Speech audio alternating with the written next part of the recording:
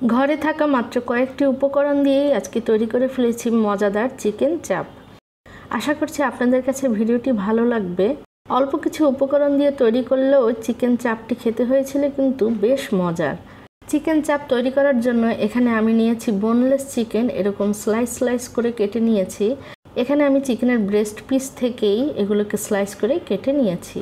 এখন একটা বাটিতে একে একে নিয়ে নিচ্ছি আদা বাটা, রসুন বাটা, সয়া সস, লাল মরিচের গুঁড়ি, গোলমরিচের গুঁড়ি এবং পরিমাণ মতো লবণ। সব মশলাগুলোকে একসাথে মিশিয়ে নিলাম। এবারে এতে চিকেনগুলো অ্যাড করে নিচ্ছি। চিকেনগুলোকে মশলার সাথে খুব ভালোভাবে এপাশ ওপাশ মাখিয়ে নিচ্ছি। এখানে চিকেনগুলোকে কিন্তু ধুয়ে পানিটা একটা টিস্যু দিয়ে মুছে নিয়েছিলাম। চিকেনগুলোকে মশলার সাথে ভালোভাবে মাখিয়ে এখানে আমি প্রায় 1 ঘন্টার জন্য ম্যারিনেশনের জন্য রেখে দিয়েছি। যেহেতু চিকেনের স্লাইসগুলি একদমই পাতলা করে কেটেছি, তাই এটা ম্যারিনেশন হতে কিন্তু খুব একটা বেশি সময় লাগে না। আপনার হাতে সময় কম থাকলে আরও কম সময় পরে এটাকে ভেজে নিতে পারেন। এবার একটা ব্যাটার তৈরি করে নিচ্ছি। ব্যাটারের জন্য একটা বাটিতে দিয়ে দিলাম বেসন, ময়দা, চালের গুঁড়ি, লাল মরিচের গুঁড়ি, হলুদের গুঁড়ি, গোলমরিচের গুঁড়ি, সামান্য রসুন বাটা, আদা বাটা এবং স্বাদমতো লবণ। সেই সাথে অ্যাড করে দিচ্ছি একটা ডিম। একটা ডিমের পুরো অংশটা আমি দেব না। ডিমটা ভালোভাবে ফেটিয়ে নিয়ে প্রায় অর্ধেকটা পরিমাণ এই শুকনো উপকরণের সাথে আমি দিয়ে দিলাম। সব কিছুকে একটু নেড়ে চেড়ে এবারে অ্যাড করে নিচ্ছি পানি।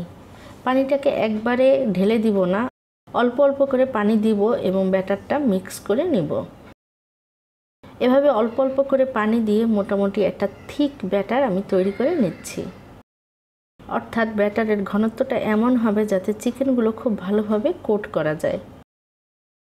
আর এই ঘন ব্যাটারটা তৈরি করতে আমার প্রায় 1 কাপ পরিমাণ পানি লেগেছিল। দেখতেই পাচ্ছেন চিকেনগুলো ব্যাটারের সাথে খুব ভালোভাবেই কোট করা যাচ্ছে। চলে যাচ্ছি ভেজে নিতে। পর্যাপ্ত পরিমাণ তেল খুব ভালোভাবে গরম করে এবারে চিকেনগুলো অ্যাড করে দিচ্ছি। চুলার আঁচটা ভাজার সময় আমি মিডিয়াম টু হাইতেই রেখে নিয়েছি।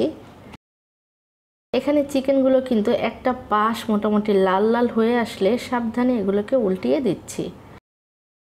একটা পাশ একটু ভাজা ভাজা না হয়ে আসলে যদি আমি উল্টাতে থাকি তাহলে ব্যাটারটা খুলে যেতে পারে। তাই অবশ্যই একটা পাশ হালকা লাল লাল হয়ে আসলেই এগুলোকে সাবধানে উল্টিয়ে দিতে হবে। এভাবে আমি উভয় পাশ মোটামুটি উল্টিয়ে পাল্টিয়ে একদম গোল্ডেন ব্রাউন করে ভেজে নিয়েছি। উভয় পাশ খুব ভালোভাবে ভাজা হয়ে গেলে এগুলোকে তেল ছেঁকে একটা প্লেটে উঠিয়ে নিচ্ছি। তৈরি হয়ে গেল কিন্তু খুবই মজাদার মুচমুচে চিকেন চাপ। দেখতেই পাচ্ছেন এর ভিতরটা কিন্তু খুবই সুসিদ্ধ হয়েছে। Yummy.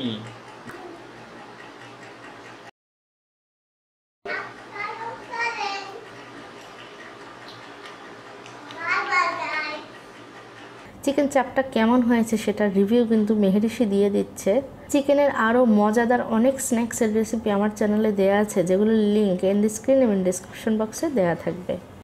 ঝটপট এই চিকেন চাপটা কিন্তু আপনারা অতিথি আপ্যায়নে কিংবা কোনো আড্ডায়ও ইজিলি বানিয়ে নিতে পারেন।